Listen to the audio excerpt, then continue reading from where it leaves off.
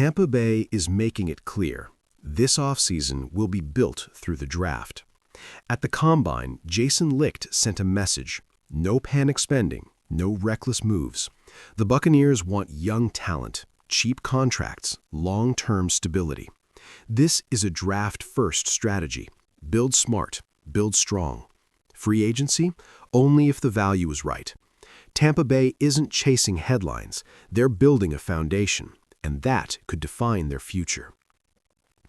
When the NFL Combine becomes the center of the football universe each spring, it is not just prospects running 40-yard dashes that matter. It is tone. It is philosophy. And this year, Tampa Bay Buccaneers general manager Jason Licht delivered a message that may quietly define the franchise's next chapter. The Buccaneers are going draft first. This is not accidental language. It is intentional roster construction. It is strategic patience in an era where many franchises chase splashy free agent headlines. While other teams posture about aggressive spending, Tampa Bay appears focused on sustainability. Draft capital is cheaper, younger, and more controllable. And in today's salary cap era, those three words matter more than ever. The Buccaneers have experienced multiple roster cycles over the last decade. They built a contender. They reached the mountaintop. They transitioned. Now they are recalibrating again. A draft-first strategy suggests confidence in their scouting department. It signals belief that the core can be strengthened internally rather than through expensive veteran acquisitions. This approach changes projections for the 2026 season. Instead of expecting a dramatic free agency splash, fans should prepare for incremental but meaningful upgrades. Rookie contracts allow flexibility. Flexibility allows mid-season adjustments, and mid-season adjustments win tight divisional races. From a game projection standpoint, drafting well impacts depth immediately. It strengthens rotational units. It keeps players fresh in December. It reduces cap stress in future years. The Buccaneers are likely targeting high-upside contributors who can grow into starting roles by year 2.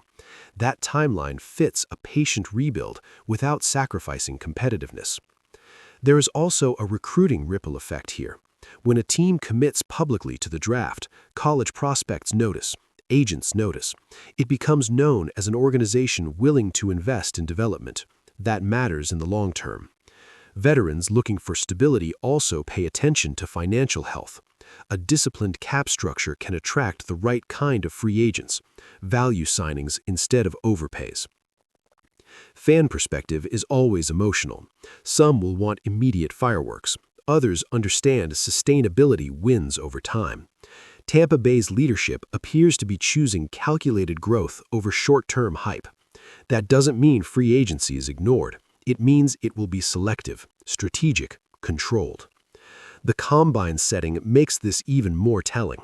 Executives do not casually outline philosophical direction during draft season. When Jason Licht emphasized building through the draft, he was sending a message to the league. Tampa Bay is not desperate. Tampa Bay has a plan. That plan likely involves reinforcing key positions with young, athletic depth. It means building around existing foundational pieces rather than replacing them.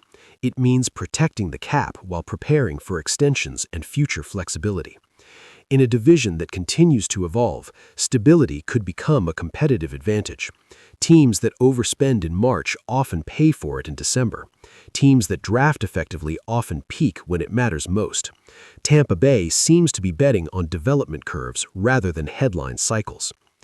Ultimately, this strategy is about identity. The Buccaneers are choosing discipline. They are choosing patience. They are choosing internal growth. And in a league built on parity, sometimes the smartest move is the quiet one. The draft-first blueprint is now public. The execution will determine whether it becomes a model of sustainable success or simply another off-season philosophy. But one thing is clear: Tampa Bay is building deliberately, and that intention may shape the next era of Buccaneers football.